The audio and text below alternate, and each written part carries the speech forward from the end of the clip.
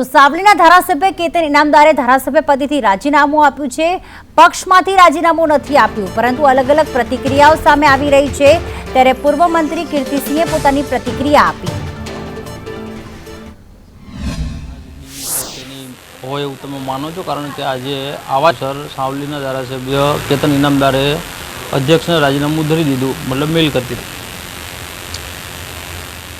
વિકાસની રાજનીતિમાં લોકો જોડાય એને ભરતી મેળો ન કહેવાય। લોકતંત્રની અંદર કોઈપણ વ્યક્તિ કોઈપણ પાર્ટીની વિચારધારામાં માનતો હોય અને એ વિકાસની રાજનીતિમાં જોડાતો હોય તો એમાં ભારતીય જનતા પાર્ટીમાં એમનું હાર્દિક સ્વાગત છે। પછી આનાથી મૂળ કાર્યકર્તાઓને નુકસાન થયું માનો તમે? ભારતીય જનતા પાર્ટીના કાર્યકર્તા વિચારધારાથી જોડાયેલા છે, એટલે એમાં કોઈ વ્યક્તિગત નુકસાનની વાત ના હોઈ શકે। કેતન ઇનામદારે રાજીનામું આપી દીધું બાબતે શું કહેશો? એ પાર્ટીનો વિષય છે। કેતનભાઈ એ ભાજપના ધારાસભ્ય છે અને એને રાજીનામું આજે આપી મેલ કરી દીધું અને એની પાછળનું કારણ એને એ જ આપ્યું છે પાર્ટીમાં માન સન્માન જળવાતું નથી।